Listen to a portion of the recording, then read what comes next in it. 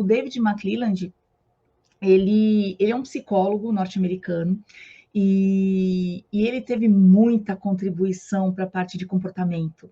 E eu falo que eu sou suspeita porque praticamente eu mudei o meu TCC de psicologia lá em 2003, justamente depois que eu tive contato com uma obra dele, The Achievement Society, que é a sociedade atingível, né? Porque era tão rico e fazia tanto mais sentido para aquilo que eu acreditava, que eu acabei pedindo para os meus professores na época me permitirem mudar o meu tema, justamente para conseguir contemplar o tanto que eu aprendi nessa obra dele. E ele tem, então, nessa obra dele que eu estou falando para vocês, ele tem uma teoria muito legal que a gente não vai trazer hoje, é só para conhecimento geral. Ele tem uma teoria muito legal de que o que nos motiva, né, nós somos divididos praticamente em três necessidades, né, três tipos de necessidade. Então, a gente tem as necessidades de realização, as necessidades de filiação e as necessidades de poder. Então, quem gosta nessa parte de comportamento humano em grupos e tudo mais, é uma obra muito legal para ser conhecida, é uma teoria, a teoria das necessidades, não confundir com a de Maslow, tá? Então, não é das necessidades básicas, é a teoria das necessidades, que são os 3 needs, né, que o pessoal às vezes acaba comentando, é bem interessante. Mas a gente vai se apegar hoje em um artigo que ele escreveu. O David McClelland, ele era professor de Harvard, então ele também dava aulas antes de ser professor universitário, ele também era professor. Antes de ir para a psicologia, ele era formado em artes, então ele tinha um pensamento muito legal, muito diferente. E nesse artigo que eu estou trazendo aqui, Testing for Competence Rather than for Intelligence. Então, assim, o quanto as competências, elas podem, muitas vezes, elas não são diretamente relacionadas à inteligência formal, aquela inteligência que a gente mensura num teste, por exemplo, de quociente de inteligência. Então, ele era muito crítico, é muito legal ver as produções dele, porque ele era muito crítico, mas ele se embasava muito bem nas críticas, e isso é enriquecedor.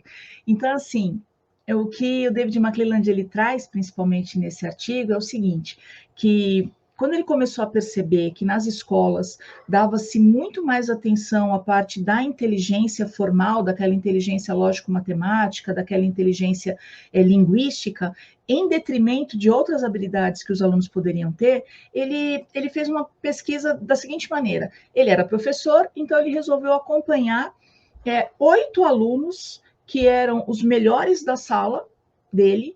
Então, esses 8 melhores alunos, ele decidiu acompanhar para saber, mais tarde, depois de 10 anos, onde que estavam essas pessoas, né? E ele fez uma comparação com os 8 piores alunos. Piores e melhores, gente, em relação às notas, tudo bem? Então, ele pegou os alunos que só tinham nota A e ele comparou com os alunos C até E, C ou menos do que C. C é a média, tá? A, B, C, D, E, C é a média.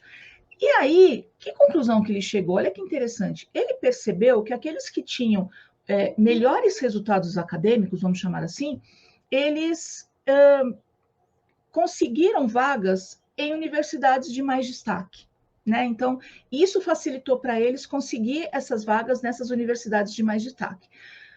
Porém, isso não impediu que os alunos medianos para média inferior também conquistassem as mesmas profissões. Então, nos 2 grupos ele tinha médicos, nos 2 grupos ele tinha engenheiros, nos 2 grupos ele tinha professores, e depois, com o tempo, essa diferença da formação, né? Então, num primeiro momento foi legal, porque esses alunos com média A, eles conseguiram ingressar em universidades de mais destaque, que tinham um conteúdo maior, que eram mais fortes, digamos assim, de conteúdo.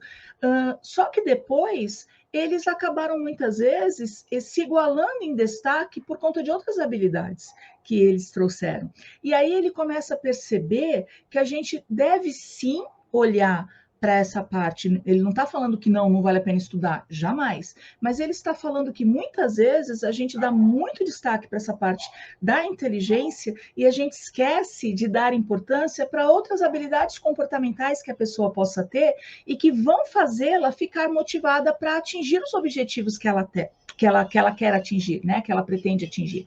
Então, o David McClelland, ele traz essa contribuição nesse artigo, e assim, é muito interessante quando ele fala o seguinte, que existem variáveis de personalidade, que ele chama, né, ou de variáveis de personalidade, ora ele chama de competências como sinônimos, tá bom?